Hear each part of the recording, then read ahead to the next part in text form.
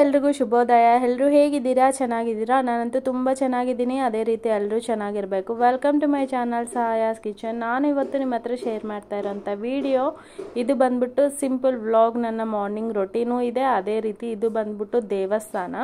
ಇದು RNS institute ಇದೆ ಅಲ್ವಾ, ಬ್ಯಾಂಗ್ಳೂರು, ಅದರಲ್ಲಿ ಹಿಂಭಾಗದಲ್ಲಿ ಇರೋ ದೇವಸ್ಥಾನ. ಸುತ್ತಮುತ್ತಲು ನೇಚರ್ ಅಂತೂ ತುಂಬ ಚೆನ್ನಾಗಿದೆ. ಇನ್ಸ್ಟಿಟ್ಯೂಟ್, ಕಾಲೇಜಸ್, PU ಕಾಲೇಜ್ ಎಲ್ಲ ಇದೆ. ಮತ್ತು ಒಂದು ಪಾರ್ಕ್ ಇದೆ. ಆ ಪಾರ್ಕ್ ಒಳಗಡೆ ವಾಟರ್ ಇದೆ, ಅದರಲ್ಲಿ ಫಿಶ್ ಎಲ್ಲ ಇದೆ. ತುಂಬ ಚೆನ್ನಾಗಿದೆ ಇನ್ಸ್ಟಿಟ್ಯೂಟ್ ಒಳಗಡೆ ಎಲ್ಲನೂ. ಒಂಥರ ಯೂನಿವರ್ಸಿಟಿ ಒಳಗಡೆ ಹೇಗಿರುತ್ತೋ ಹಾಗಿದೆ. ಮತ್ತು ನೋಡಿ ಸೂರ್ಯ ಎಷ್ಟು ಚೆನ್ನಾಗಿ ಕಾಣ್ತಾ ಇದ್ದಾರಲ್ವಾ. ಇದು ಬಂದ್ಬಿಟ್ಟು ನಾವು ಸಂಜೆ ದೇವಸ್ಥಾನಕ್ಕೆ ಹೋಗಿದ್ವಿ, ಸೊ ಅದನ್ನು ನಿಮ್ಮ ಹತ್ರ ಶೇರ್ ಮಾಡ್ತಾ ಇದ್ದೀನಿ. ಶಿವ ದೇವಸ್ಥಾನ ತುಂಬ ದೊಡ್ಡದಾಗಿತ್ತು, ತುಂಬ ಚೆನ್ನಾಗಿತ್ತು. ಒಂಥರ ಅಲ್ಲಿಗೆ ಹೋಗಿ ಪ್ರದಕ್ಷಿಣೆ ಎಲ್ಲ ನಮಸ್ಕಾರ ಮಾಡಿಕೊಂಡೆ. ಯಾವುದೇ ದೇವಸ್ಥಾನಕ್ಕೆ ಹೋದ್ರೂ ಮೈಂಡ್ ಪ್ಲೆಸೆಂಟ್ ಆಗಿರುತ್ತಲ್ಲ, ಸೊ ಇದು ಬಂದ್ಬಿಟ್ಟು ಮಂಡೇ ಮಾರ್ನಿಂಗು. ನೋಡಿ ತರಕಾರಿ ಉಪ್ಪಿಟ್ಟು ಮಾಡೋಣ ಅಂತ ದೊಡ್ಡಮ್ಮ ಎಲ್ಲ ತರಕಾರಿ ಕಟ್ ಮಾಡಿ ಕೊಡ್ತಾ ಇದ್ದಾರೆ. ಇದಕ್ಕೆ ಕ್ಯಾಪ್ಸಿಕಮ್ಮು, ಕ್ಯಾರೆಟು ಮತ್ತು ಈರುಳ್ಳಿ, ಟೊಮೆಟೊ, ಹಸಿರು ಮೆಣಸಿನ್ಕಾಯಿ ಎಲ್ಲ ಹಾಕಿರೋ ಅಂತ ಮಾಡಿರೋ ಉಪ್ಪಿಟ್ಟು. ಇದಕ್ಕೆ ಬಂದ್ಬಿಟ್ಟು ಬೇಕಂದರೆ ಬಟಾಣಿ, ಆಲೂಗಡ್ಡೆನೂ ಹಾಕ್ಬೋದು. ಮತ್ತು ನಾನು ಒಂಚೂರು ಚಕ್ಕೆ ಮತ್ತು ಇದು ಬರುತ್ತಲ್ಲ ಶುಂಠಿ, ಹಸಿ ಶುಂಠಿನೂ ಹಾಕಿದ್ದೀನಿ. ನೋಡಿ ಜೀರಿಗೆ, ಸಾಸಿವೆ, ಕಡಲೆಬೇಳೆ ಹಾಕಿದ್ದೀನಿ. ಒಂಚೂರು ಜಾಸ್ತಿನೇ ಕರಿಬೇವು ಹಾಕಿದ್ದೆ. ಕರಿಬೇವು ಫ್ಲೇವರು ಚೆನ್ನಾಗಿರುತ್ತೆ, ಹೆಲ್ತಿಗೂ ಒಳ್ಳೆಯದು, ಕೂದಲಿಗೂ ತುಂಬ ಒಳ್ಳೆಯದಲ್ವಾ. ಫ್ಲೇವರ್ ಆದರೂ ಇದ್ದರೆ ಒಂಚೂರು ಓಕೆ ಆಗುತ್ತೆ ಅಂತ ಹಾಕಿದ್ದೀನಿ. ನೋಡ್ಬೋದು ಸ್ವಲ್ಪ ಚಕ್ಕೆ ಪುಡಿ ಮತ್ತು ಸ್ವಲ್ಪ ಶುಂಠಿನೂ ಜಜ್ಬಿಟ್ಟು ಹಾಕಿ ಚೆನ್ನಾಗಿ ಫ್ರೈ ಆದಮೇಲೆ ಈಗ ಒಂದೊಂದೇ ತರಕಾರಿ, ಹಸಿರು ಮೆಣಸಿನ್ಕಾಯಿ, ಈರುಳ್ಳಿ ಎಲ್ಲ ಹಾಕಿದ್ದೀನಿ.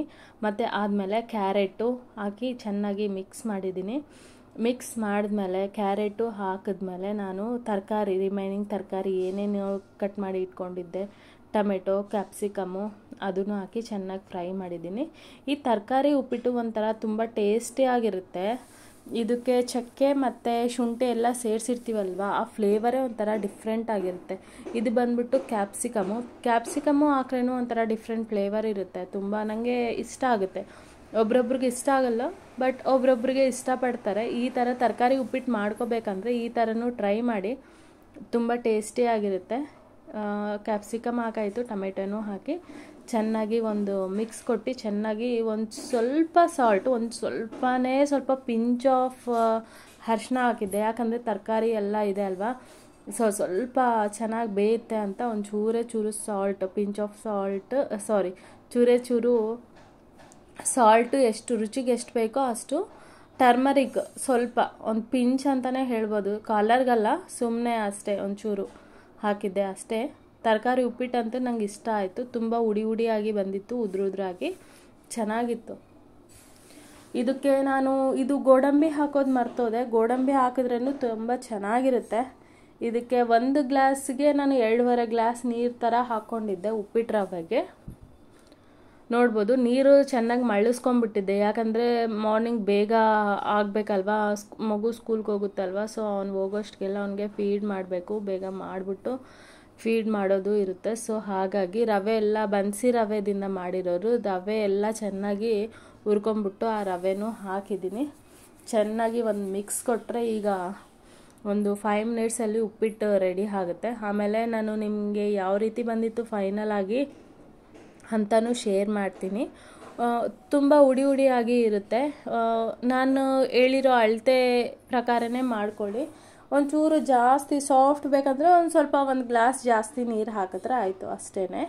ನೋಡ್ಬೋದು ನಾನು ಸರ್ವ್ ಮಾಡ್ತಾಯಿದ್ದೀನಿ. ಇದು ಉಪ್ಪಿಟ್ಟು ಎಷ್ಟು ಉದ್ರಾಗಿ ಬಂದಿದೆ ಅಲ್ವಾ. ಸ್ವಲ್ಪ ಫೈನಲ್ ಆಗಿ ಕೊತ್ತಂಬರಿನೂ ಹಾಕಿದ್ದೆ ನಾನು.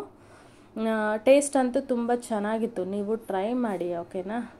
ಆದಮೇಲೆ ದೊಡ್ಡಮ್ಮ ಬಂದಿದ್ರಲ್ವ, ಸೊ ಸ್ವಲ್ಪ ಇದು ಬಂದ್ಬಿಟ್ಟು ಪಕೋಡ ಅಂತಾರಲ್ವ, ಆ ಥರ ಸಂಡಿಗೆ ಹಾಕಿದ್ವಿ. ನೋಡಿ ನಿಮಗೆ ಸಂಡಿಗೆ ಯಾವ ರೀತಿ ಬೇಕಂದರೆ ನನ್ನ ಹತ್ರ ಶೇರ್ ಮಾಡ್ತೀವಿ. ಖಂಡಿತ ನಾನು ನಿಮ್ಮ ಹತ್ರ ರೆಸಿಪಿ ಯಾವ ರೀತಿ ಮಾಡ್ತಾರೆ ಅಂತ ಒಂದು ವಿಡಿಯೋ ಮಾಡಿ ಶೇರ್ ಮಾಡ್ತೀನಿ. ಇದು ಬಂದ್ಬಿಟ್ಟು ಸ್ವಲ್ಪನೇ ಹಾಕಿರೋದು.